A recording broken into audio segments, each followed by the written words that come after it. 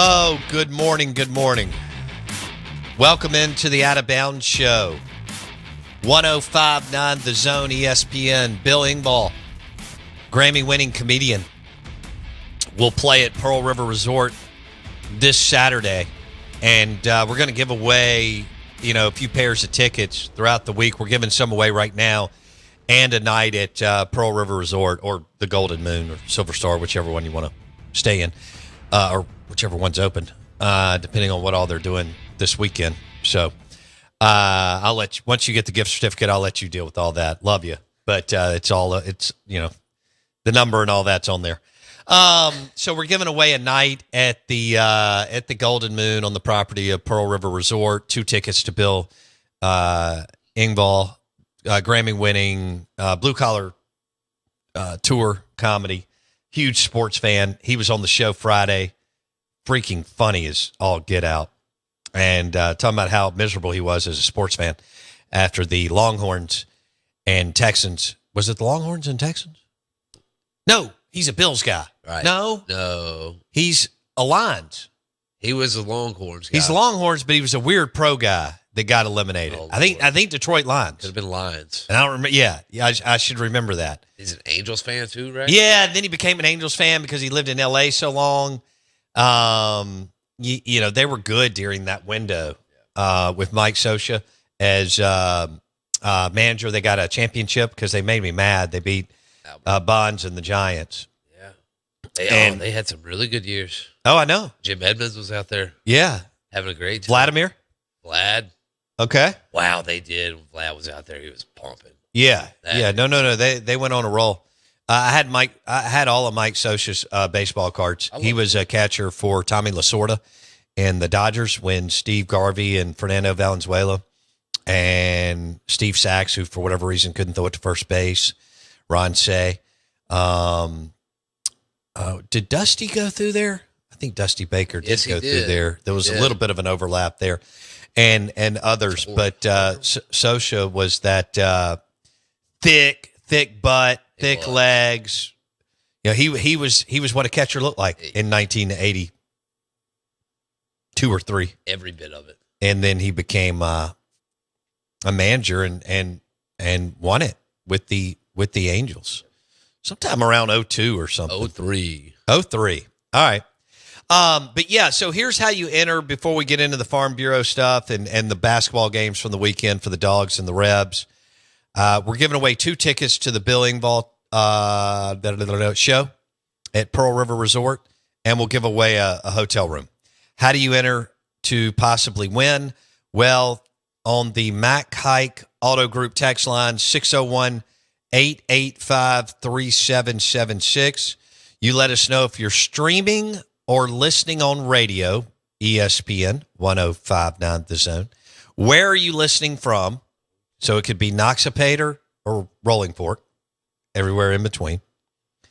And did Josh Allen make the first down?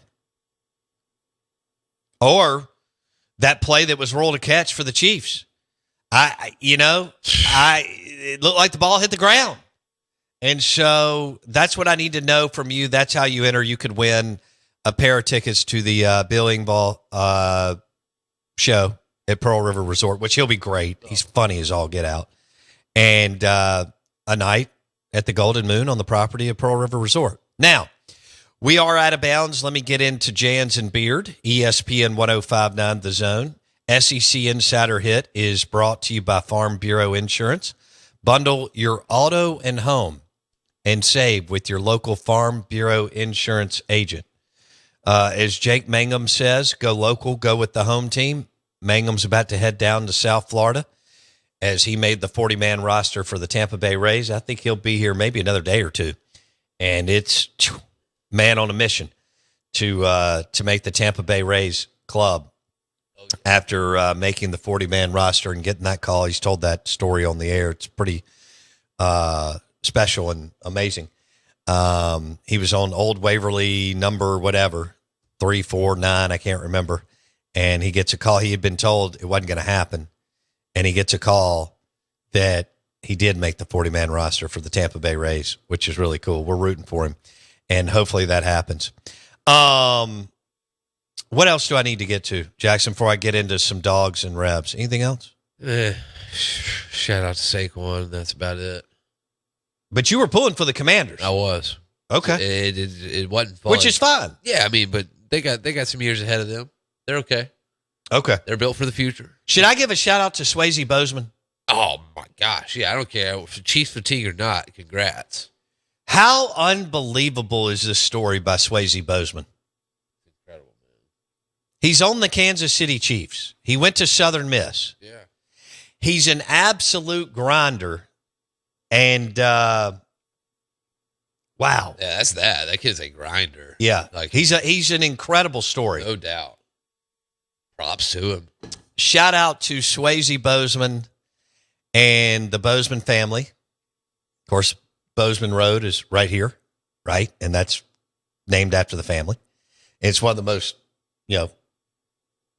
people travel up and down it all the time to connect themselves from Madison to Gluckstadt and from here to Caroline and all the other wonderful neighborhoods. Didn't know that was the same deal. Yes. That's kind of partying. Yes. So I want to say congratulations to Swayze Bozeman. And he wears number 50, which is cool. Yeah, parties. I love that. He does party. He parties. He does. I mean, we love local flavor in the Super Bowl. He makes it okay for me that the Chiefs are in there. And he was elevated from being a UDFA to playing in the regular season, divisional round, and, of course, the conference championship game. Yeah. So he's living the dream. And getting paid. Right. If anybody knows Swayze Bozeman, shoot us a text, 601-885-3776. That's the only way that I could root for the Chiefs. That's right. Yeah. Even though Chris Jones, is awesome. Willie Gay's now no longer part of the Chiefs. He's with the Saints. Right. There could be some other players that I'm missing. A.J. Brown, Big Play Slay. There's others. There's Mississippi always in, these playoffs. But Swayze Bozeman and A.J. Brown is awesome, and Big Play Slay is awesome, and Chris Jones is awesome, and many more. Yeah, but Chris Jones has like 9 rings. Yeah, and he's made probably $200 million. Yeah, so okay. All right, thanks, and he'll Chris. get one more 2-year deal before heading out. Right. If he wants to. But Swayze Bozeman is a hell of a story out of Madison County to Southern Miss to the Kansas City Chiefs. Where did he play high school ball? I don't know. Tri-County? No way. Somebody can let me know. Where did Swayze Bozeman play? Madison Central, Germantown, or Tri-County? That's where I'm going. I think Tri-County is going to be, or is it going to be somewhere like, what's a little further out? Not Benton. Bentonia? Yeah, he wouldn't have been out there. I don't think so. No way. I'll find out. Somebody just said, I'm listening in Fannin. Tri-County Academy. I got it. Of course. I told you that on Friday. Did he wreck people at Tri-County? Tri-County's like 180-12 in the last 10. I mean, all they do is win. Yeah. Blunt was out there. I don't know who's out there now. But they've gone on certain runs where they've been like 64-3. And now the school's packed because of the growth in Madison County. They got to wait. It's insane. So, and of course, I'm always out in Flora. It's because it's right by my house. Right. That's one of my. I was just there on Friday. So there you go. We are the Out of Bounds Show, 105.9 The Zone, ESPN. Swayze Bozeman played at Tri-County Academy. Congratulations to him. Drew tells me it's Tri-County in Flora. Drew, I appreciate it, brother. Stephen A., Tri-County, and unknown texter, well, we've got 8, 9, 10, 11, 12 Tri-County. So go with Tri-County. We got it. And I told Jackson on Friday that I thought it, just knowing the Bozeman family, that it would be Tri-County Academy. But Swayze Bozeman is part of the Kansas City Chiefs, and it's a phenomenal story that all of us love to hear about. Now, let's switch gears. Mississippi State, tough win, hard-fought win on Saturday. It wasn't pretty, but they don't care. When players get on a plane to fly back and you've won, Y'all know I say this all the time. Mississippi State fans, and y'all are some of the most negative ever. You need to shower in that win today. You got Alabama coming to town on Wednesday, and you don't match up well with them. I'll get to that later. You need to enjoy this win. South Carolina, they put it up on the screen all throughout the game, had lost one possession games to really good teams the last couple weeks. Like, they're that close. They had lost 66-63 and like 70-67 and things like that. So they got some players. They just can't get over the hump. But everybody's got players in this league. Is South Carolina one of the better teams? No. Are they one of the top 12 teams? No. But they can still play. You went on the road and you won. And hey, Kugel dropped 15 for you, and you just don't have things going. Cam Matthews scored 0 points. Got to get Cam going. Everybody is bogged down with Hubbard. They're not doing Hubbard. Hubbard has made the transition to point guard, but the coaching staff has not. Right. They haven't made the transition to Hubbard to point guard. And they need to tweak the offense now that Hubbard can't. The goal was for Hubbard to play 15 minutes off the ball a game. He's made the transition. The coaching staff needs to make the transition. Cam Matthews scoring 0 points. You got to get, after having one of the most unbelievable games I've ever witnessed in the state of Mississippi in college basketball against Kentucky. And he did have another good, I think he had a double-double and a bunch of steals in another game, maybe Ole Miss. But offensively, it doesn't look to me like he knows his role. And Jans is a defensive savant, but somebody's got to figure it out on offense. But you won the game, and you had 5 players in double digits, which in college basketball is good. South Carolina did exactly what they wanted to do. From the jump, they were physical, grabbing you, very, very, very physical on the perimeter. A lot of times if you set the tone, the refs will allow you to play like that the whole game, and they did. Very, very smart from South Carolina's coaching staff and their players. They were really, really physical on the Dogs. So you got out of there with a dub. I thought Keyshawn Murphy did some good things. Of course, Kugel pumped in some points. And he's so efficient, man. 4 of 6 from the floor, 3 of 5 from three-point line, and 4 of 4 from the free throw line in college basketball, where a lot of times we'll see a brick city game. He's super, super efficient. And Nwoko was good. Against a team like that, he can play.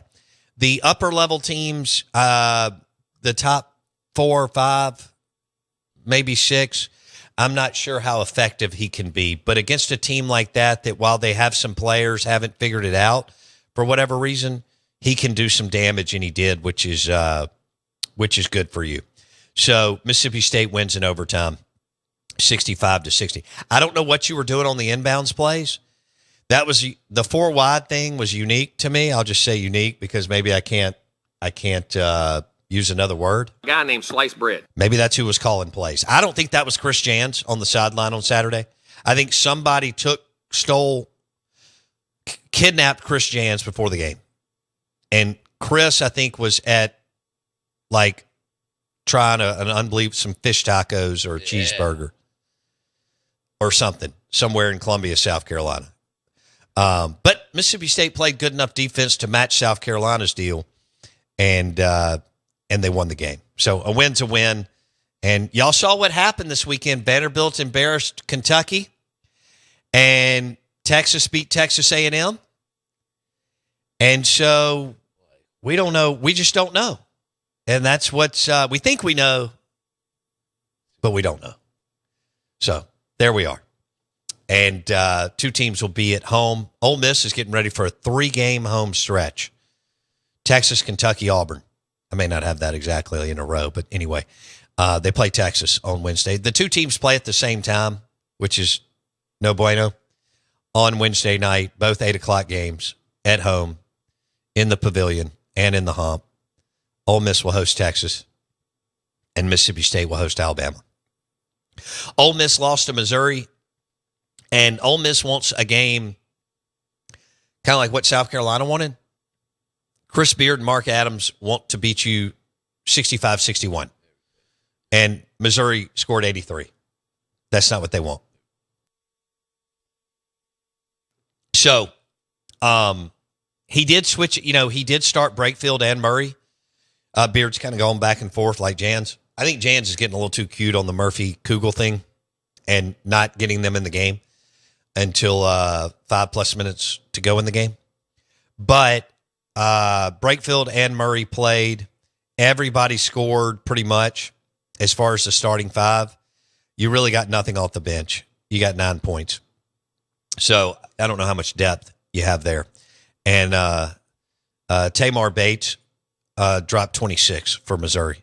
And that's filthy in college basketball.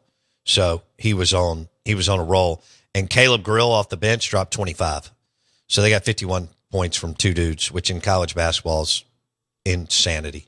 I want your thoughts on the games over the weekend. Dogs win, Rebs lose. Rebs got to get back on track. They've lost 3 in a row after their big upset win over Alabama at Alabama. And they need to win against Texas at home on Wednesday. How about that? Yeah, no, I agree with this. David said, I love Cam, but 0 points, 2 rebounds, and 8 turnovers. Something's going on. I think he's pressing. It looks like he's way too sped up on offense. I mean, Jans has him and like 6 assistants over there. Somebody needs to figure it out. It doesn't look to me like I said this before the Kentucky game, if you remember. I didn't really feel like he knew what his role was now with all the perimeter depth they had and talent they had added. You got to figure it out. What do you want him to do? And because he's kind of the guy that makes everybody better because he's a force of nature. And so you got to figure that out, which will then help Hub, but you also got to run some sets for Hub. You don't really run anything on offense. People just kind of stand around and dribble 23 feet away from the goal, and you hope that Kugel or Hub or maybe Harris or Melendez hit a 3. And that's probably not going to be ideal, especially against an Alabama, which you haven't matched up with the last 2 years against State Oats. And, no, this guy makes a good point on the Mac Hike Auto Group text line too. I think Cam is worn out. Too many minutes and nobody behind him. Yeah, you missed out. You missed out on several big men in the portal, and because of that, that's a tough deal. But nobody's going to feel sorry for you. You are where you are, and you've got to figure it out. But yeah, he's dropping 37 minutes and things like that. So, what are we looking at? We are the Out of Bounds Show, 105.9 The Zone, ESPN. Breakfast this morning is brought to you by Fleetway Market and the Market Cafe in Gluckstadt.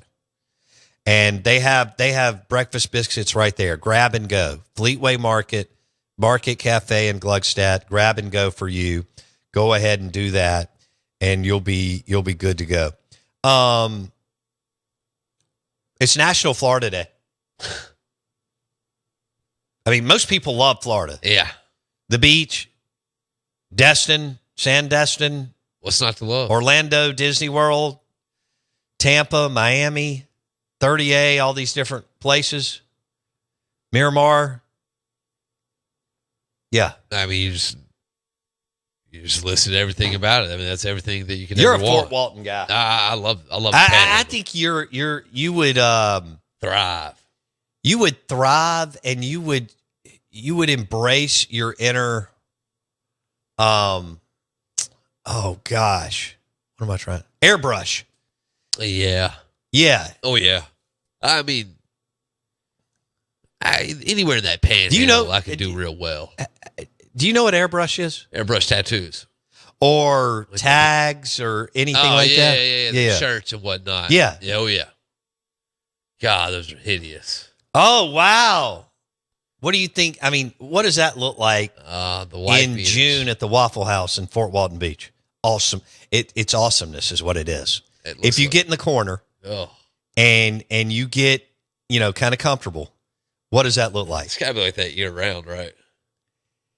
I think so. I mean, because is Fort Walton really that's not a touristy place anymore? Oh, hell yeah, it is. Is it? I mean, there's still people that stay there. Okay. Sure. Yeah. I mean, it's still got beautiful water. It does.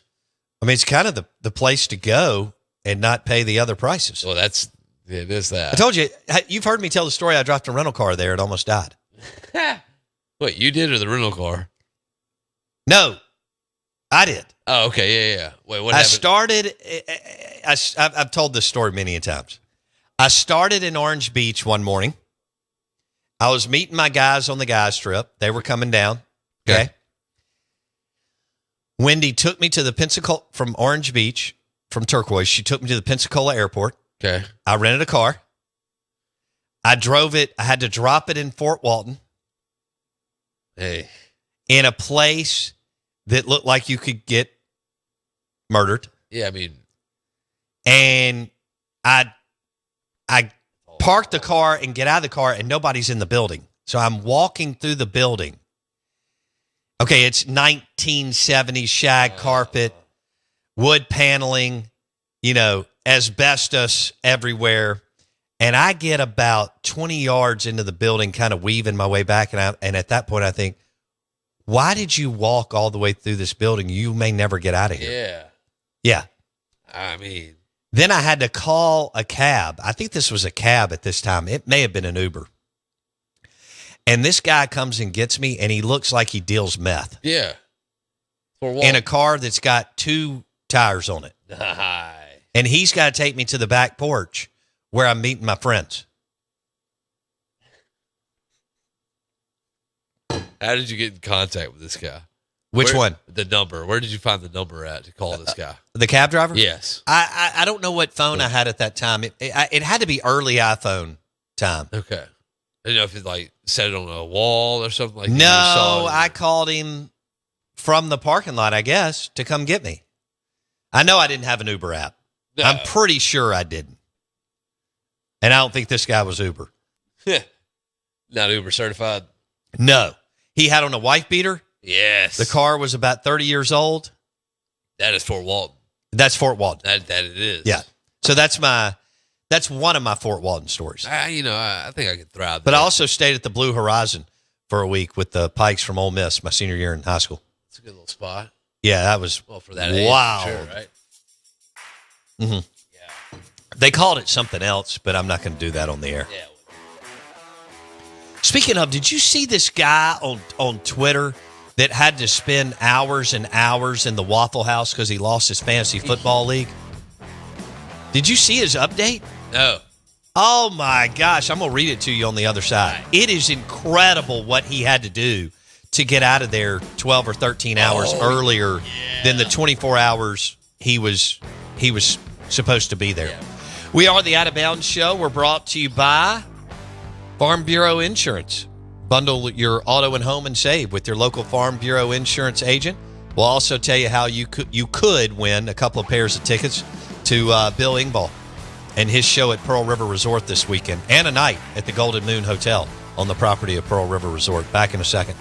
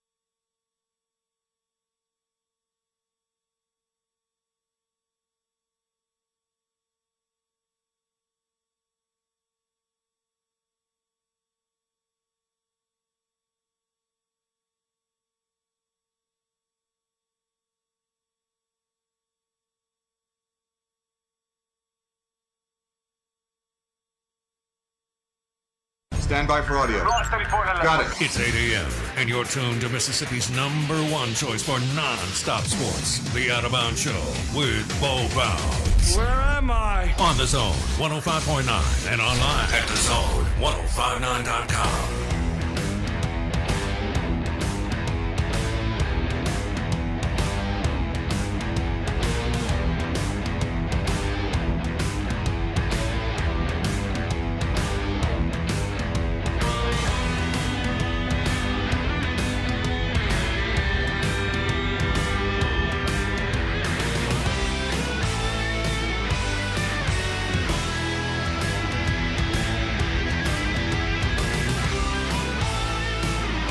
Good morning.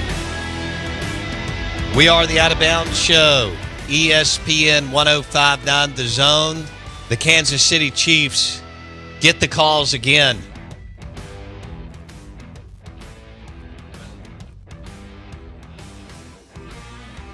It's really despicable. And Clown acts. yeah, that's what some of you think. Clown acts. So, KC, was that a catch late in the game where it looked like the Bills guy had it? And then they gave it to the Kansas City Chiefs as a catch, rolled it on the field, so it was going to be hard to flip, although the ball did hit the ground, which they're showing right now on ESPN. And then did Josh Allen make it on fourth down? Clown acts. It's really despicable. Who was calling the game yesterday? A guy named Sliced Bread. We are the Out of Bounds Show, 105.9 The Zone ESPN, brought to you by Kessler Prime and the Renaissance. KesslerPrime.com to make a reservation. Amazing steaks, bourbon, and experience.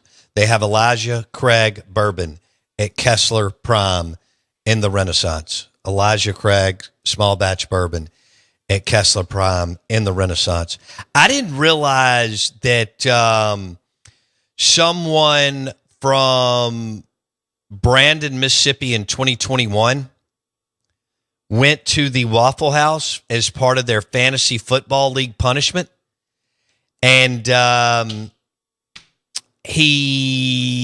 let's see, his name is Lee Sanderlin. And he posted, "I'm coming to you live from a Brandon, Mississippi Waffle House. A total loser came in last place in my fantasy football league. As punishment, I spend 24 hours in a Waffle House. Every waffle I eat shaves an hour of the clock. It's 4:07 Central." And then oh my goodness. All right, he says, "I've got some books and some magazines and some podcasts. 2 waffles to start to shave 2 hours off." I mean, looking at these waffles, I'd have to press to eat one. So he gets 2 down. Okay, that means 2 hours off. He's taking you through this. This guy's named Lee Sanderlin. If y'all know Lee, please shoot us a text on the Mac Hike Auto Group text line, 601-885-3776, or get Lee to call our show. Obviously, Twitter X at Bo Bounds, and the Key City Beer out of Vicksburg, Mississippi caller line is 601-707-3750. 601-707-3750. So he goes 2 down. All right. 2 more waffles and 1 human. Okay. Here he goes. 4 waffles down. He's been there for an hour and a half. That means he has shaved it down. He's got about 18 and a half hours to go. He says, "I'm already in immense discomfort." 4 thick waffles from Waffle House. Okay. He says 2 children are here, can't be older than 6. They're up at the Touch Tunes. Absolutely jazzed to hear whatever bangers they picked out as soon as Enter Sandman finishes. All right. And he says, okay, Eye of the Tiger. They played Eye of the Tiger. He goes, hell yeah. Hotel California. He says, how fitting. I can check out anytime I want, but I can never leave. Now he's down to 17 hours. Here's waffle number 5. Just hit the 2,000 calorie mark and feeling great. He's got a picture of that. He says he saved 3 weeks worth of some show. I haven't heard of that. So anyway,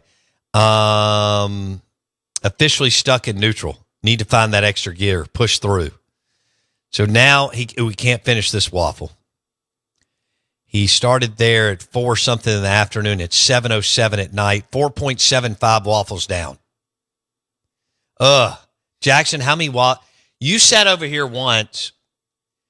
God, that was a complete screw up on mine, yours, and Blake's part, where we did an unlimited donut eating contest instead of capping it at like 2 minutes. Right. So we did like a full 10-minute segment. You ate like what, 12? It was at least a dozen. Maybe and you looked more. miserable. It was tough. It was a tough 13 or 14. And y'all were drinking milk, which is filling. Yeah, but it was good.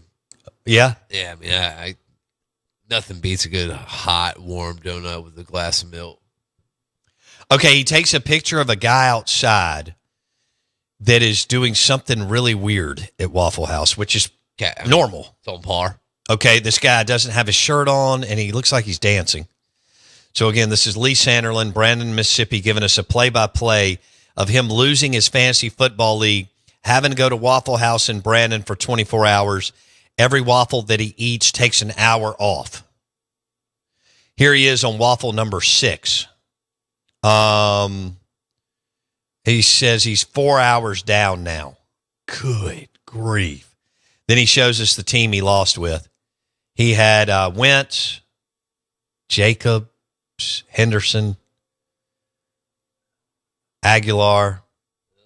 Yeah, I could see. It's a bad team. Yeah. Carson Wentz, Josh Jacobs. Carson who? Okay. For what? Okay, he says, I'm definitely puking soon.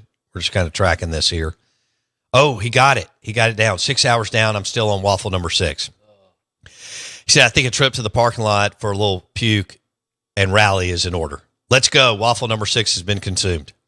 And the music came back on. 12 hours to go. Oh, he looks bad. Quick little trip to the bushes outside, if you know what I'm saying. Now back in the Waffle House. Oh, my gosh. He says quitters never win and winners never quit.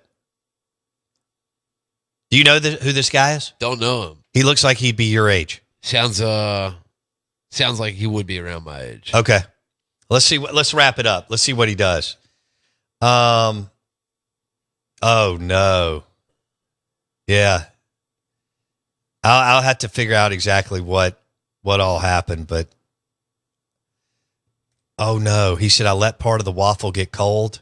Oh. And it is 4 million times harder to eat this way. Oh yeah. And Wagon Wheel is playing. I don't even know what you know what Wagon Wheel is? Terrible song. Okay. He's in misery at this point. Yeah, he says this is probably the purgatory period of the evening. Also, everybody asking about Venmo. Donate to your favorite local charity and make an impact in your town. Nice. Okay. Are you looking at this? No. Oh. Okay. We may have lost him because I don't see him again on here. He may have lost himself. Okay. Have you ever had to do anything like that? I have not. As far as like being in the Sacco is what they call it. You know, that's the last place. Call it the Sacco. Oh, it's Sacco? Yeah. And when did that come from? Or can you say it on the air? I don't know. It may have come from South Park. I really don't know. Were you a South Park guy? Love South Park. I knew it. I could only imagine. I've never watched South Park. I didn't watch it nor until do I I was in want to. college and figured out it's one of the best shows ever. What? There's a reason it's still on. Blake says, sorry to say, at the Waffle House guy sounds like a weasel. Should be between waffles in 3 or 4 hours. Wow. White Denzel says I could easily smash 15 waffles with no problem. I don't think you really believe? I don't think he could. There's not a chance. I don't think you understand how thick those things are. But we may just continue to discuss on the other side. Super Bowl, Eagles, Chiefs. Only because of Swayze Bozeman could I be cheering for the Chiefs.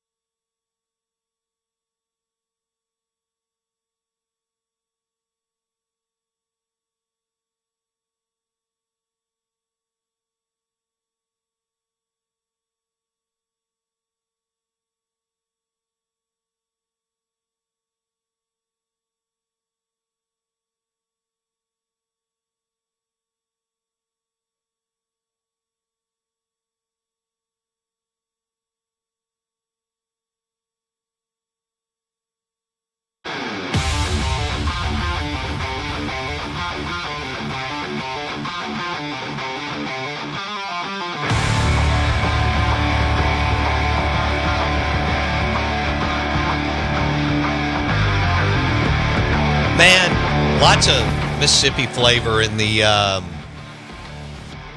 Super Bowl with the Philadelphia Eagles. A.J. Brown, among others, big play. Then Kansas City Chiefs. Talked about that throughout the show. Who are you rooting for? Or does the Mississippi tie of several guys on the Chiefs, is that enough for you to break through and get over the Kansas City Chiefs fatigue? Or I figure Ole Miss fans are for the Eagles with A.J. Brown. But there's so much Kansas City Chiefs fatigue, even the Mississippi ties on the Chiefs may not be enough to overcome, but we got Mississippi ties on both sides. Who are you rooting for in the Super Bowl? And do you watch the game or do you go to a party and watch like 60% of the game? I'd love to know. Hit us up on the text line, 601-885-3776. Driven by Mac Hike Auto Group. This is 105.9 The Zone, ESPN. Who are you rooting for? Eagles or Chiefs? Chiefs fatigue, baby.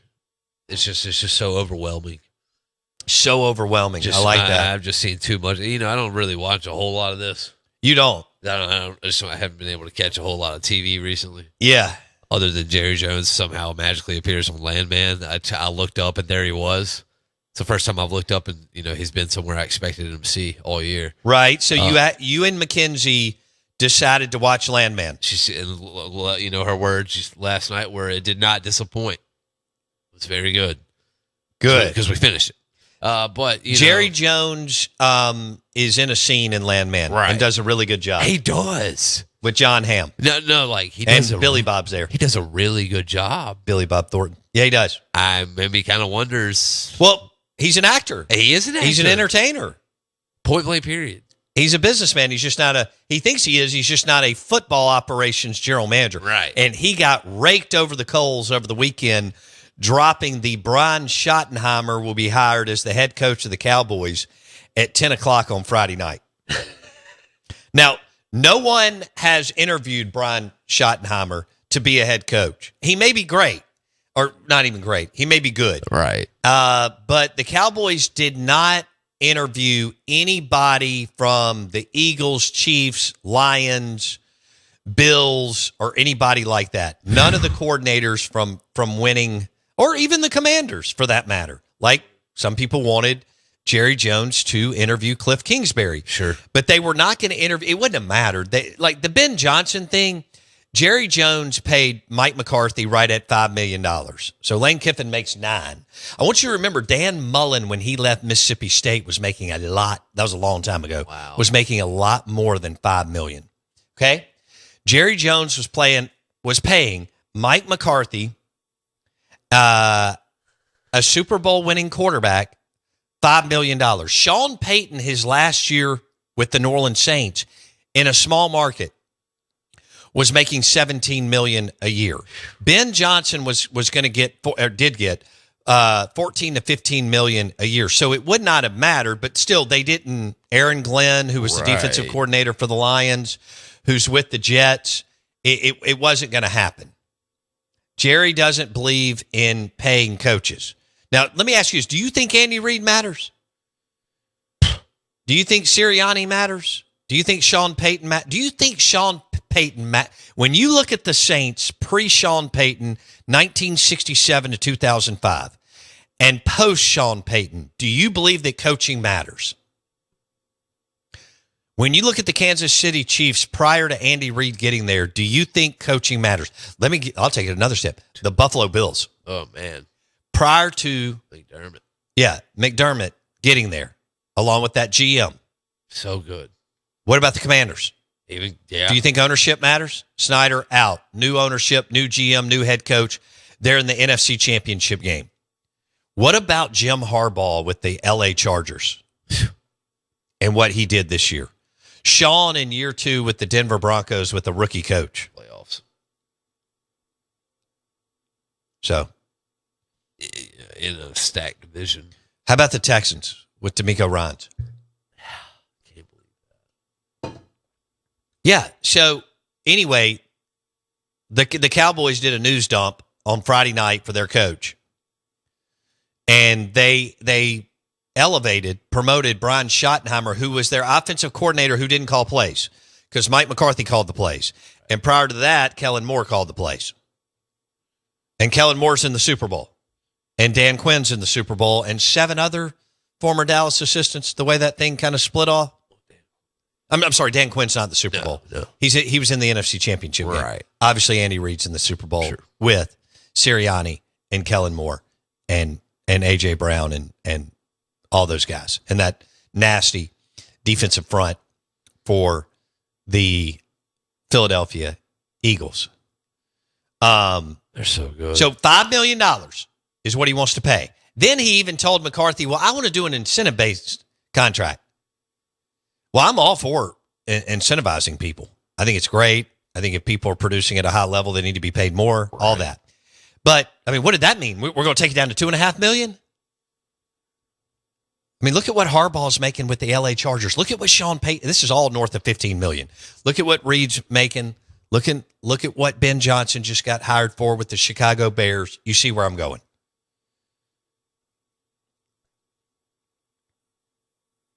Yes, they did. The Cowboys did fulfill the Rooney Rule.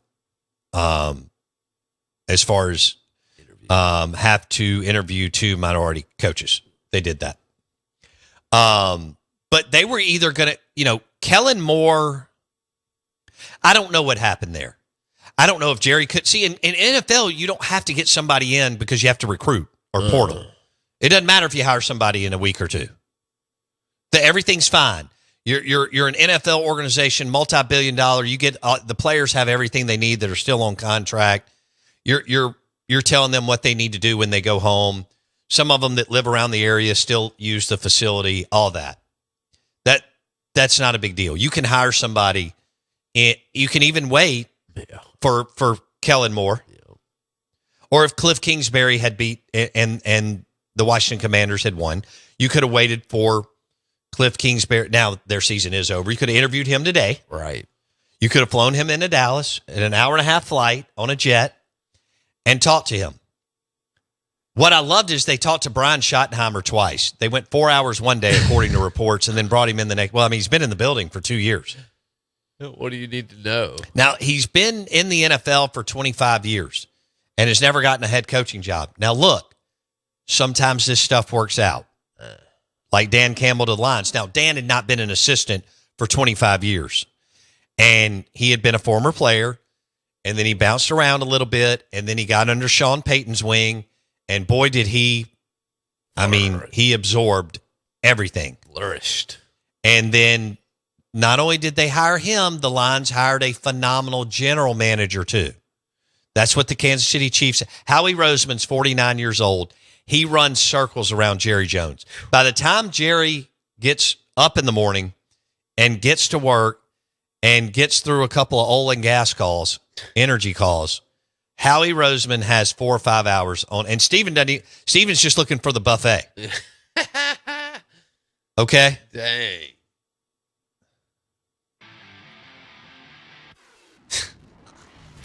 But they're hiring Brian Schottenheimer, who most of you don't know, but some of you know his dad, Marty Schottenheimer, who was a longtime coach and had a lot of success in the league as a head coach. He did. So that's what the Cowboys, they went cheap. They promoted their offensive coordinator, who was not their play caller, as their head coach. And that's where we are in Dallas. Get Dak out of there. It's really despicable. It's really despicable. Jerry Jones football ops. Clown acts. Clown acts. Clown acts. It's really despicable. Ryan Fowler, Roll Tide Ryan Fowler coming up next. Roll Tide insider Ryan Fowler. Is Kalen DeBoer on the hot seat?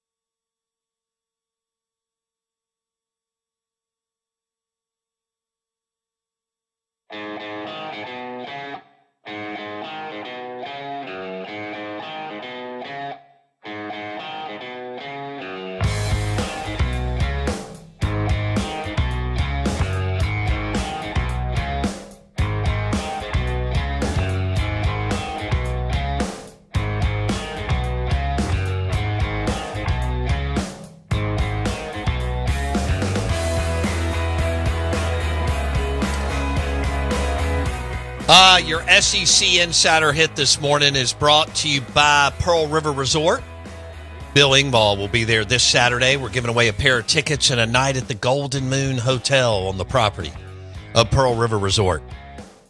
While you're there, you can hit the sports book, Philip M's. But obviously part of the Blue Collar Comedy Tour, Grammy-winning Bill Engvall, comedian. We had him on the show. And he'll be at Pearl River Resort this Saturday. So how do you enter to possibly win 2 tickets to the show and a night at the Golden Moon on the property of Pearl River Resort?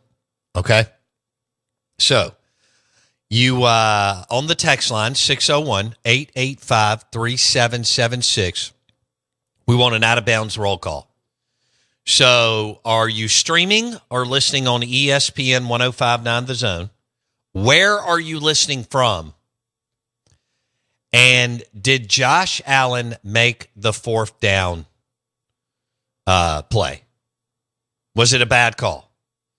And what about the catch that was ruled a catch by the Chiefs? How would you have ruled that? A catch for the Bills, a catch for the Chiefs, or no catch at all? Incomplete. And we want to hear from you. You enter, and we'll pick. But we're going to be giving away tickets all week to Bill Engvall, legendary comedian, part of the Blue Collar Comedy Tour. We want to welcome in Ryan Fowler, Roll Tide Ryan Fowler, 109 The Game, Tuscaloosa. He joins us on the Farm Bureau Insurance guest line. What's up, buddy? Hey, will you drop my name in there? Ryan Fowler, listening from Tuscaloosa, Alabama. Yeah, put my name in the roll call. You guys know how much I love to go to one of your sponsors, and you got the good food, you got the golf course, which I'm not a golf course, but I appreciate the beauty. I'm not a golfer, but I appreciate the beauty of Dancing Rabbit, and it's always fun to go over and hang out a little bit, see the sports book, and you don't have to go to Vegas. You can go to Silver Star. So yeah, hey, and by the way, that venue that they've got, like for concerts and the comedy and all that, it's probably one of the better venues because it's so close. Like you're right there. You're not like 95 rows from the stage and you barely can see this dot that you think is Travis Tritt or whoever. You're that close where you can, it just feels great in that concert. So, dude, I love you. I agree with you, and I've been to concerts there. And it is a very intimate venue where you're right there with the act. Do we want to talk Alabama football? Cowboys. I want to talk Cowboys. I want to talk about these Cowboys. What a disaster. Brian Schottenheimer was elevated and promoted from within. He was the offensive coordinator that didn't call plays. And so now they made him the head coach. Embarrassing. Absolutely embarrassing. But listen, I have come to realize that there's a lot of things that will never happen in my lifetime as long as certain people are there. Jerry Jones, I'm a lifelong Cowboy fan. I didn't just jump on, when Dak Prescott went over there to the Dallas Cowboys. I can send you a photo of me, 4 years old. My dad was a big Cowboys fan. He just kind of, pushed that on me. And I embrace it. And, all the hate that comes our way, you either like the Cowboys or you hate the Cowboys. But it's a lot of it is justified because of Jerry Jones. It is absolutely – it's the most involved owner that probably is in the NFL. All these guys have egos and they're narcissists. But he's like another level. He is literally – like if you want a plan – of how to not run an NFL team, Jerry Jones could show you. He's crazy. It's a Harvard MBA course on how not to run the football team from the football operations side. He was paying McCarthy $5 million a year. Most everybody in the league's well over 12 million. Many are over 15 million. Harbaugh, Sean Payton, Andy Reid, you get the drill. Ben Johnson just went for 14 million with the Bears. And in fact, he had kind of floated to McCarthy, maybe you take a pay, if he was going to stay, maybe take a pay cut. And then we'll do an incentivized, laden contract. So he's not serious. Neither one of them are serious about winning. You know who Ed Werder is? I do. Yeah, been Dallas Cowboy reporter, long time, Dallas. Yeah, we had him on last week, and he basically said, Jerry's not serious about winning games. No, he's not. Listen. And there was one piece of the puzzle, okay? And I know I'm an Alabama guy here in Tuscaloosa, but if Jerry Jones signs Dak Prescott this year, I think it's the difference between a playoff team and a non-playoff team. I mean, he would have taken so much pressure off of Dak. I mean, because that's a really pretty solid team, right? You got the best kicker. You got a great defense, pretty solid defense. You have a veteran quarterback. You have a good wide receiver. You have a good tight end.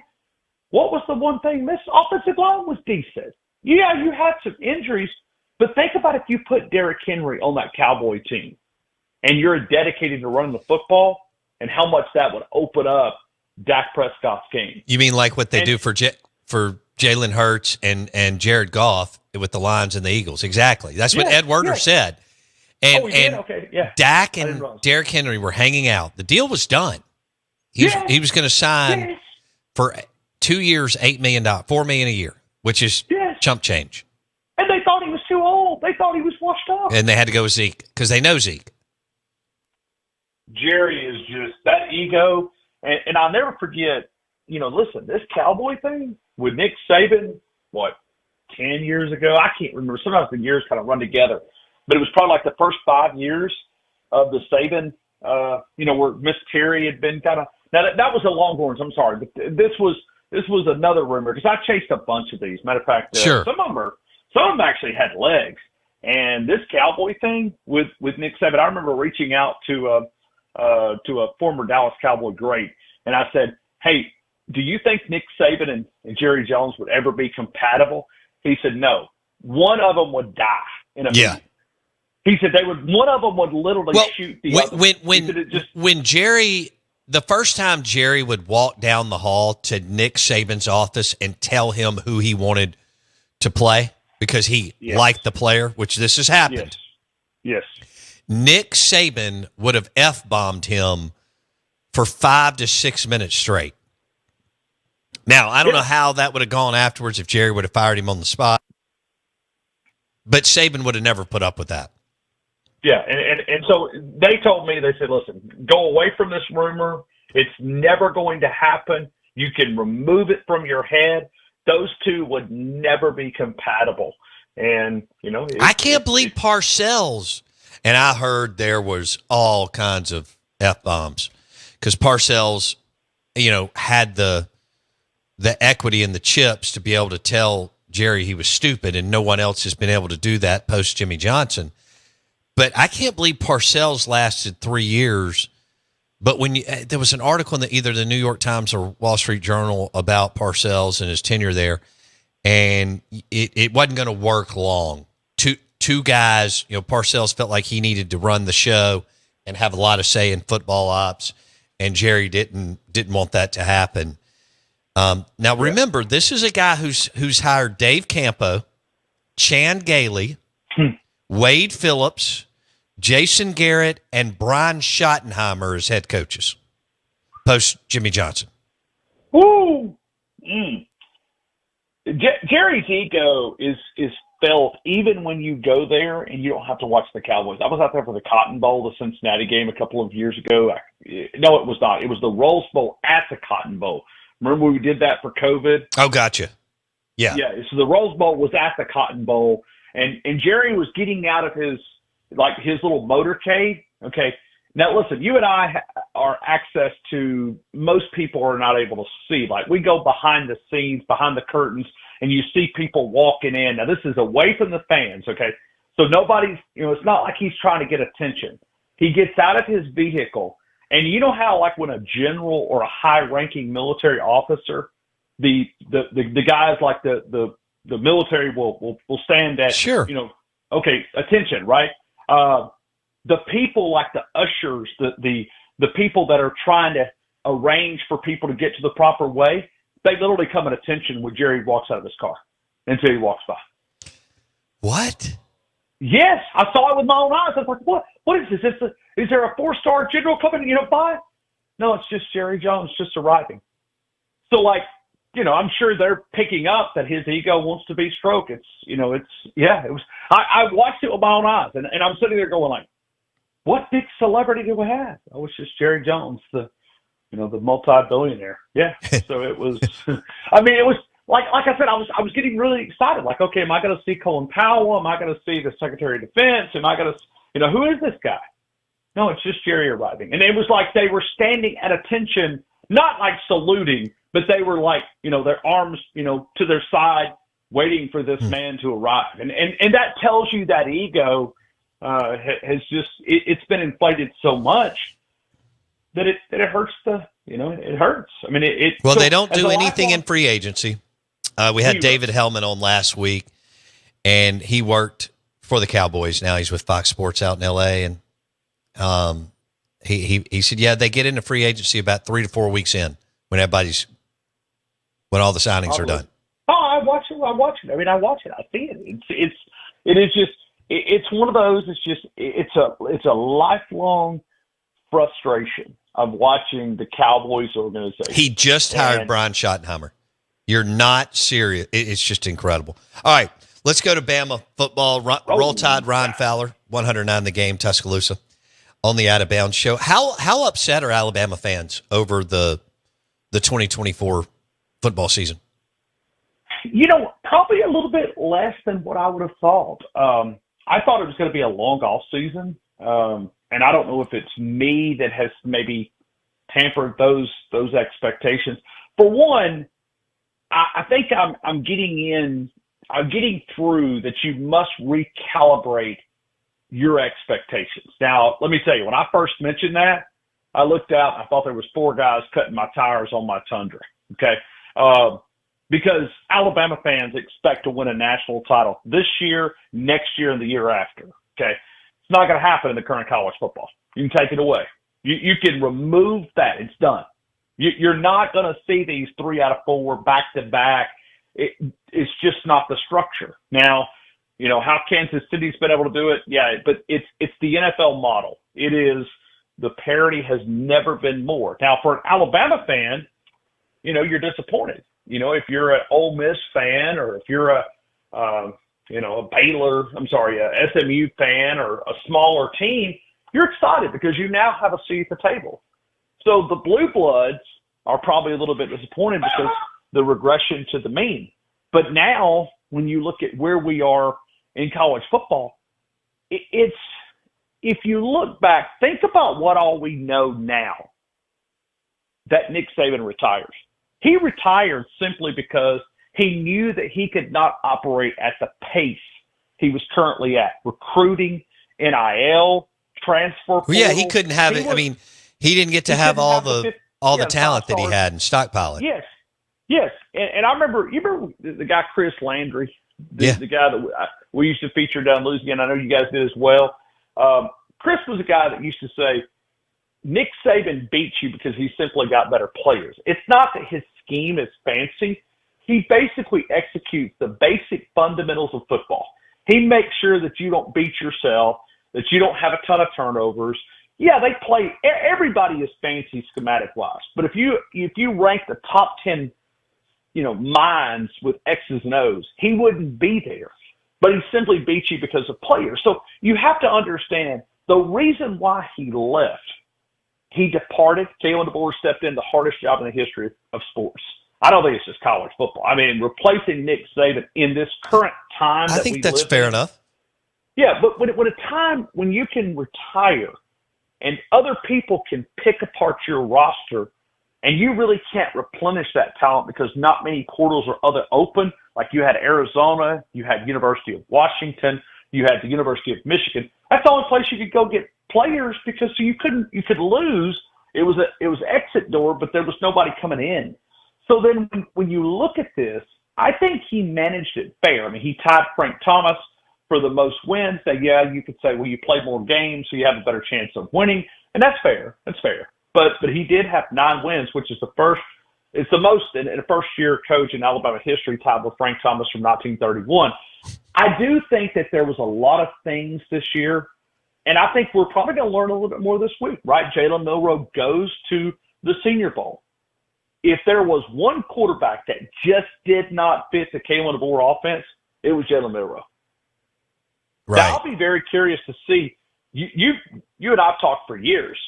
What Jalen Hurts is doing at Philadelphia, now they've surrounded him with great talent, and they're all in on trying to win this Super Bowl, and they put all this talent around him. But I never thought Jalen Hurts would be this successful. Well, now, but you're exactly right. They made it to where he doesn't have to do it all. And so when you got A.J. Brown and Devontae and Barkley and Goddard, you've plus the offensive line and so on. You got pieces. Look, Howie Roseman, this was where we started. Howie Roseman, the general manager for the Philadelphia Eagles, is a top 3 general manager in the league. So is Veach at Kansas City. There's a reason why they're in the Super Bowl. Go ahead.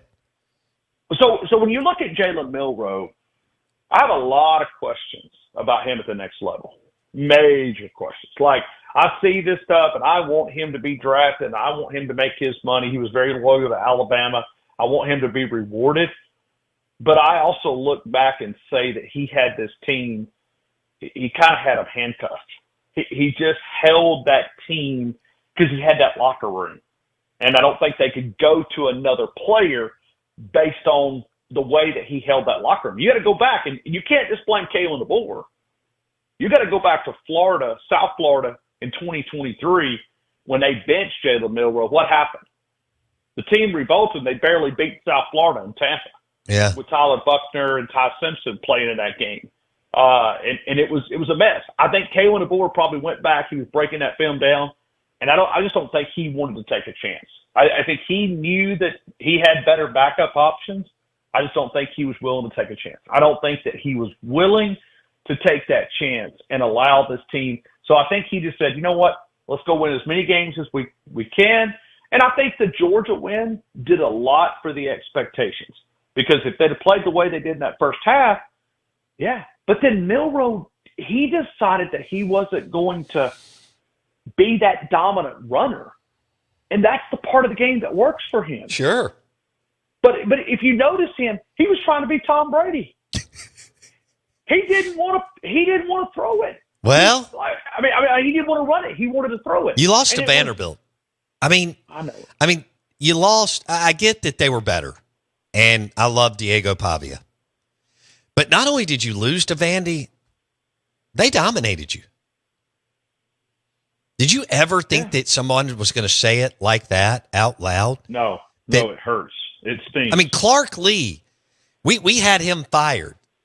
And we call him Clark Lee Motors here because, he's basically a guy that you kind of think owns 8 RV dealerships around the Southeast. With those funny commercials. Yeah, I got you. Right. And you got dominated by Vanderbilt. Who'd you lose to in the bowl game? Wyoming Tech? It was Wyoming Tech. They had a really good quarterback, though. And, but most of their players were sitting out except the quarterback. But, no, that was I don't even remember who you played. Michigan. Oh, you lost to me. That was like 20 setouts. No, come on. Don't do it now. Listen. Oh, they couldn't even get a first down all year. How did Ohio State and Alabama lose to Michigan? Unreal. Yeah. Well, college football really is crazy, Pills. That's what we started the conversation. It is now. So trying to get fans to understand, but we have chaos. We have chaos in college football. Listen, you and which I I'm here have for. Plenty of content this offseason. This revenue share model that's trying to be proposed. Listen, Ryan Fowler said it on January the 27th, 2025. This is the year that we will have athletic directors in college athletics that starts trimming sports.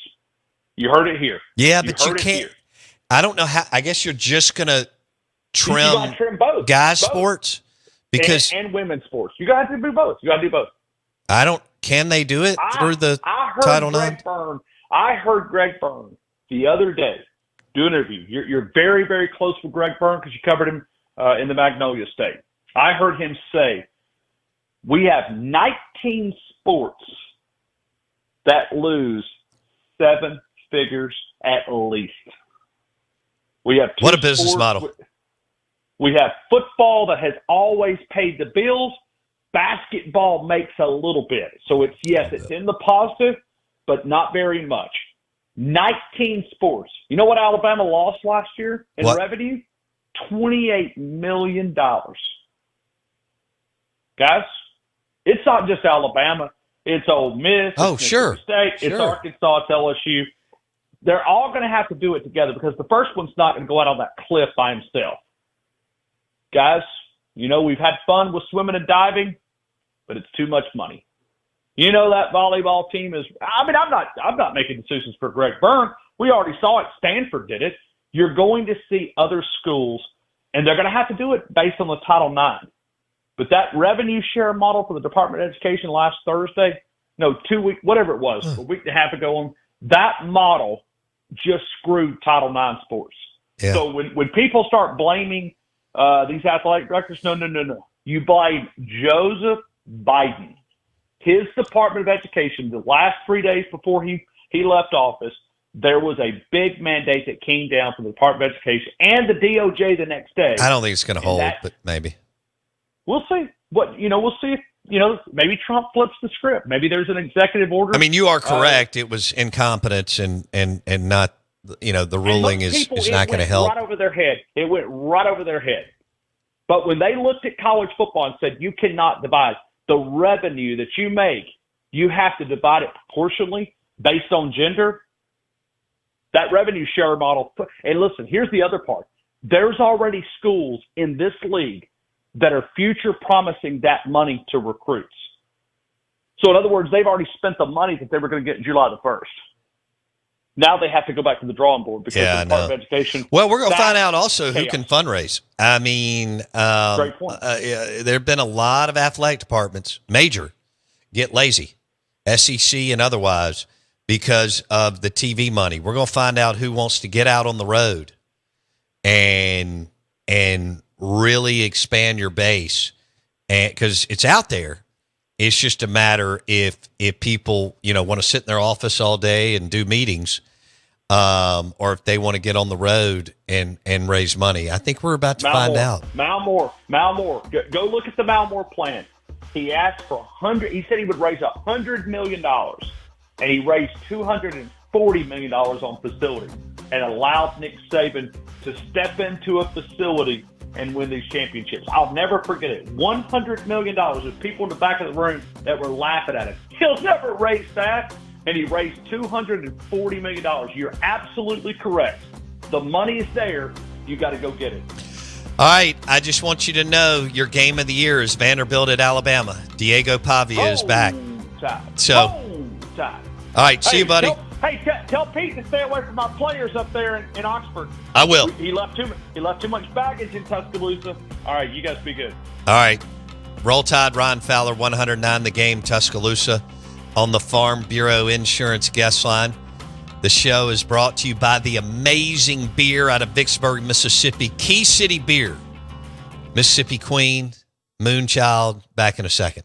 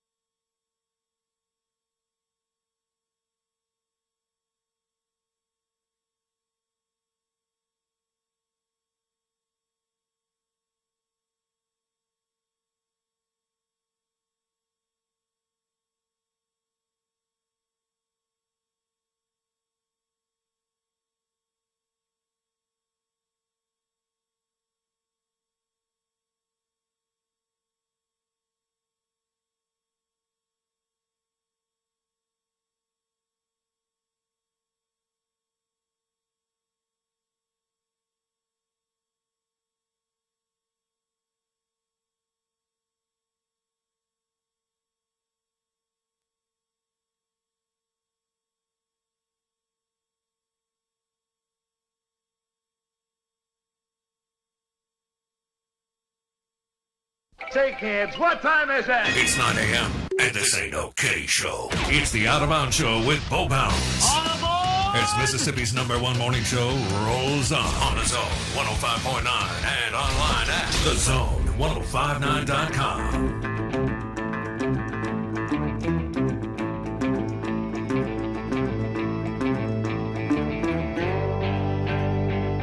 Oh, no. Oh, good morning. Good morning.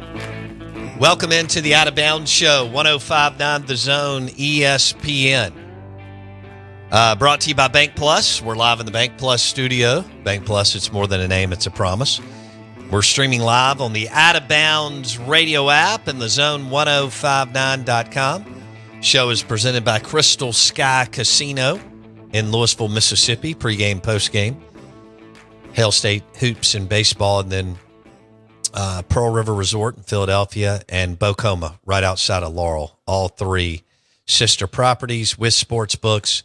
Bill Engvall will be live from Pearl River Resort this Saturday, and he's a Grammy winner, multi-platinum selling comedian. Dope. Part of the Blue Collar Comedy Tour and his show, Bill Engvall Show. Huge sports fan. We'll have an interview with Bill at 9:30 today.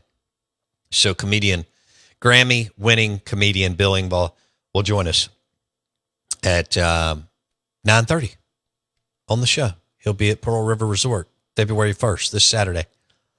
We talked a little bit about the Dogs and the Rebs. Something that really jumps out at me is Cam Matthews is a hell of a basketball player, but he scored 0 points and had 8 turnovers in a game on Saturday. And so, they got to look at some things. I mean, they're smart. They got to figure some things out, get him back involved, especially on the offensive end. And he makes everybody else better and makes their job, somewhat easier. And you got to get that going fast. You're not going to beat a good team with Cam Matthews going 0 points and 8 turnovers. Ole Miss just didn't play the defense they wanted. They allowed 2 guys to score 51 points between the two. And the Beard Adams thing right now is to make your life miserable. And for the game to be in the 60s to win. And so when you see a score usually of Missouri scoring 83 points and 2 guys in college basketball scoring 51 points, that's a problem. So, and the 2 guys hit 10 3-pointers? Yeah. 10 threes from 2 dudes. And one was 6 for 6 from the free throw line. The other was 5 for 5. So they were 100% from the free throw line. And they won. And now we turn the page to Ole Miss hosting Texas and Mississippi State hosting Bama. Texas beat A&M over the weekend. Vandy beat Kentucky. It's a weird, wild game we're playing here throughout this 18-game schedule going into Bridgestone Arena in Nashville. I will say this about Mississippi State and Ole Miss because the league is so difficult. Both teams are capable of winning multiple games in the NCAA tournament. You get hot, you get the right draw. If I left the country and didn't keep up with anything and someone told me they're one or both are in the Sweet 16 would not surprise me whatsoever. No. As difficult as the league is. And as good as the teams can play. And again, that's can play. Brian Schottenheimer is the new head football coach for the Cowboys. Jerry Jones is going to Jerry Jones. It's now, I don't know why it took people so long. People blamed Romo and Dak, which is comical. Right. They're the reason why they won. But I shouldn't really have to say anything else when I say, they've hired Dave Campo, Chan Gailey, Wade Phillips, Jason Garrett, and Brian Schottenheimer as head coaches. Most of you don't even know who those guys are. And this doesn't surprise me. he's lost his mind. And if you thought he had lost his mind 20 years ago, 25 years ago, then it's a guy who moved off Jimmy Johnson because of ego. He said, I can do it just as good as you. And they had the longest drought for the NFC Championship game in the NFC now that the Commanders went and punched their ticket this past weekend. You got Eagles, Chiefs, tons of Mississippi flavor. That'll be fun to talk about. Plus, we'll go over all the food and fun and nachos and wings and the Rotel and all the things that all these men and women will be smoking all kinds of good food. Ooh. and people will be there'll be ribs and briskets and butts and all sorts of fun stuff. So throughout the country. So the Mac Hike Auto Group text line is 601-885-3776. What's the over-under on you dropping that every month? It's got, we can break it down by week almost. It's going to happen 3 times a week at minimum. Okay. Hey, the Waffle House thing that I meant, I found somebody local, and that was fun. Yes. But we talk about fantasy football and losing and what you have to do. This guy, Tyler Renew, out of South Carolina, who's actually a high school football coach, came in last in his fantasy football league. And again, the punishment was the Waffle House challenge, 24 hours. Every waffle you eat is an hour reduction. He did a better, not that Tyler, the dude from Brandon, didn't do a good job. No, whatever that guy's name was. This is Tyler Renew. But he does a good job of updating you throughout the deal. So he orders 2 waffles, and then he says, this is going to be death by boredom. And he eats the 2 waffles, and he said the first 2 are real heavy. This is going to be a long road. And then he tweets 3.5 waffles down, hitting a wall. And then he says, waffle number 5. Vibes are strong. Sun is up. Getting some life back. Sweet Home Alabama is playing on the jukebox. And the church crowd is piling in. Here he is. How about this? 2.5 hours in. Stats for the day so far. 4.25 waffles consumed.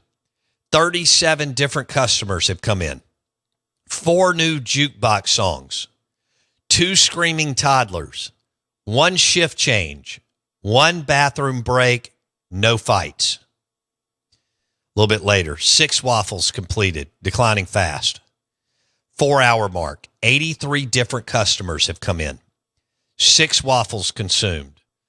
5 new jukebox songs. 4 screaming toddlers. 3 laps around the building. 2 visits from family and friends. 2 bathroom breaks. God, what a terrible place to go to the restroom if you have to go number 2. And 1 shift change. Goes on to say, I'm fully engaged in the drama today, watching the overall operation while listening to the side conversations of who's frustrating who, why the eggs need to be coming out faster, too many cups in the dishwasher, and why Samantha was over it during night shift last night. Waffle number 7 comes out a bit crispy. It's way overdone. He's got pictures. Oh. This is Tyler Renew on Twitter. Send it back. He said, I don't know if I should be thankful or upset here. It's as hard as a brick, but smaller compared to the first 6 waffles. Waffle number 8, water with every bite at this point. Ugh. Tastes like cardboard. Crush number 8, crawling through number 9 on the verge of getting sick. He says 10 for 10 customer service. Brutal punishment to endure. Then he posts an hour later, real lonely in here. Finish line is near. The infamous number 12, Let's Tango. Number 13, I finished this and I'm out at 5:21 p.m. I may lose all of it, but I'm going all or nothing at this point. And then he posts the last bite. I'm out in 12 minutes. Dang. That's pretty cool. But then he gives you an update. I got to give you the update on the others. The final stats are amazing. Bill Engvall, Grammy-winning comedian, will be at Pearl River Resort this weekend. He'll join us at 9:30 today.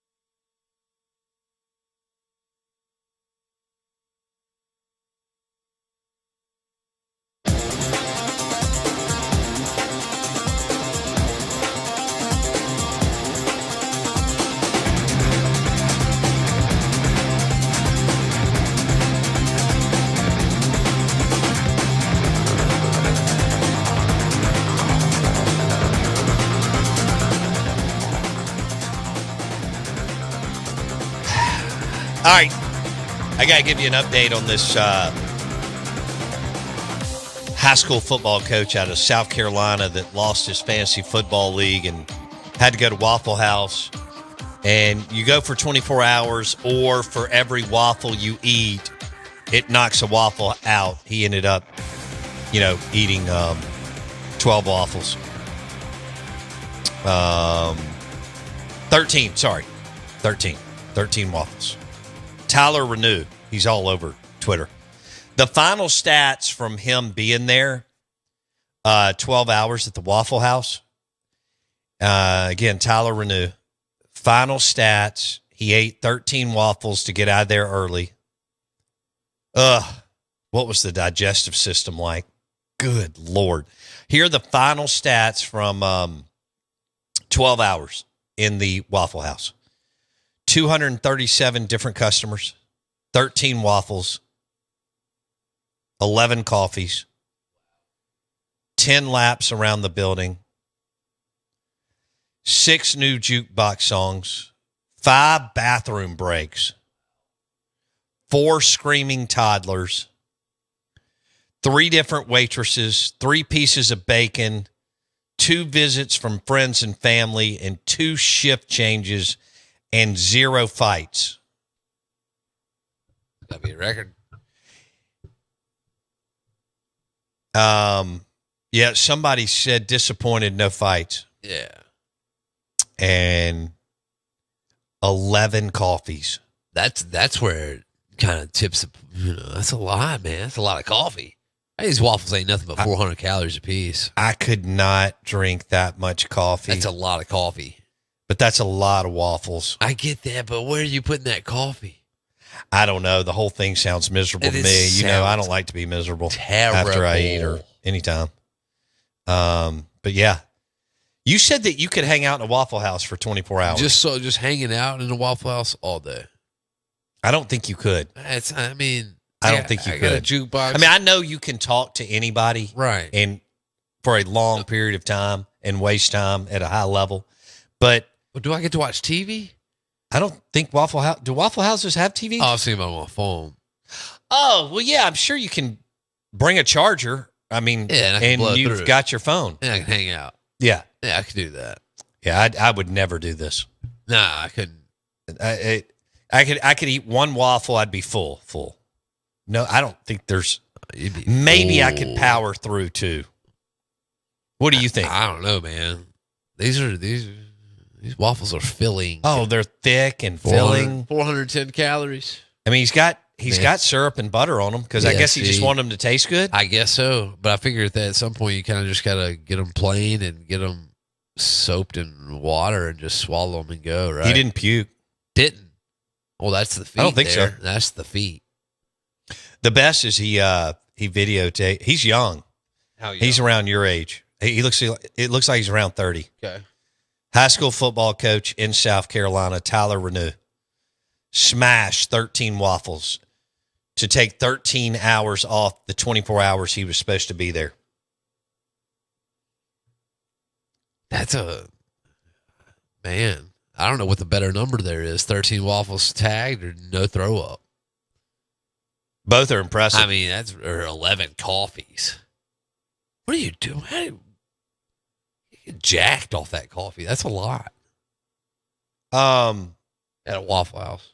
I'd love to know how many waffles, in all seriousness, do you think you could eat? I mean, I can't get over 2. Okay. 2 has got to be the number. Yeah. It's just so it expands in your stomach. I mean, 1's plenty. Unnamed texter says, so are you talking a Madison Waffle House or a Beasley Road Waffle House? Big difference there.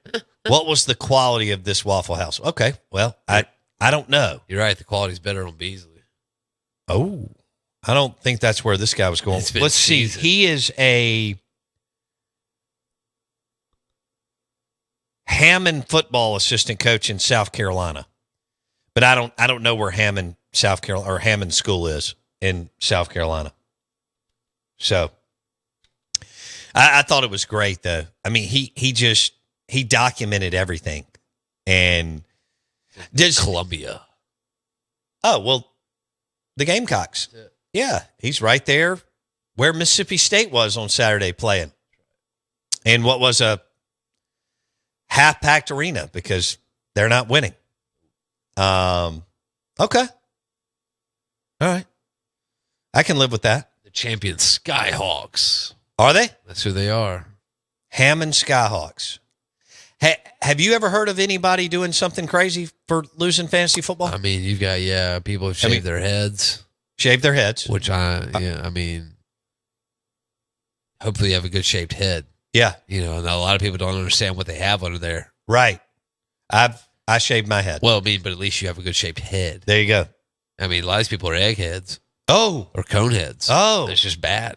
Have you heard of anything else? Well, that and a wobbly head, which is really terrible. We've had many. I mean, we've had some that probably aren't too suitable for air, but we take them out.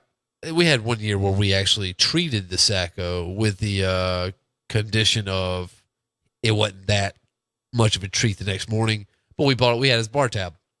I saw where one guy had to take a bunch of shots. Now we also deciphered what was on the bar tab. Okay. So, we're filling them with green tea shots and all that. Just lemon drops and stuff like that. Just stuff that's you name it. Sugary and that will make you feel like hell. You may have a good time that night. Right. But, man, it's going to be I don't even want to take one shot. No. You got Walt. I'm not a shot. Wasn't even a shot guy in college. Hate him. Never liked him. No. Ruppelmint. Not good for me. No. Pass. No. Yeah, I mean, it was pretty bad. It was bad the next morning for them. Yeah. Oh, man, I bet. But, I mean, it was part of it. I'm just glad it wasn't me. I was the one place away from that the last year, or that year. So you've never had to you've never finished last and had to do anything? No.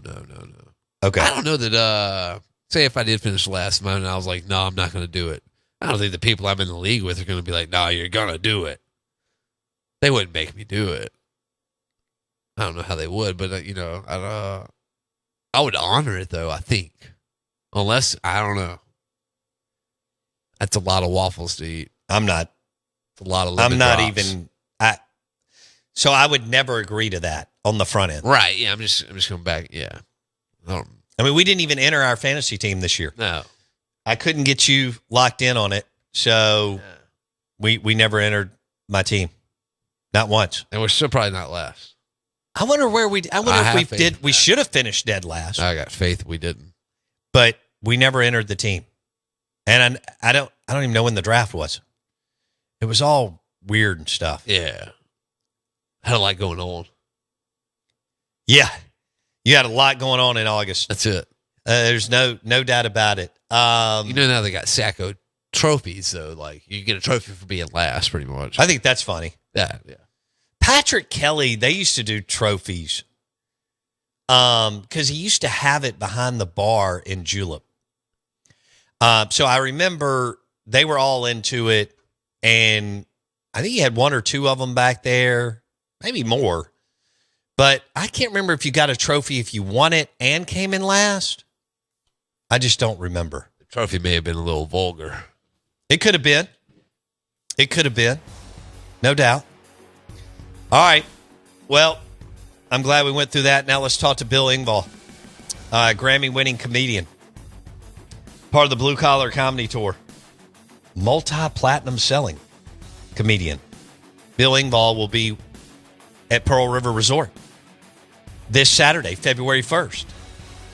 And you can go up there, enjoy it, hit the sports book, and have lunch or dinner. Well, dinner at Philip M's, lunch or dinner at Mom and M's.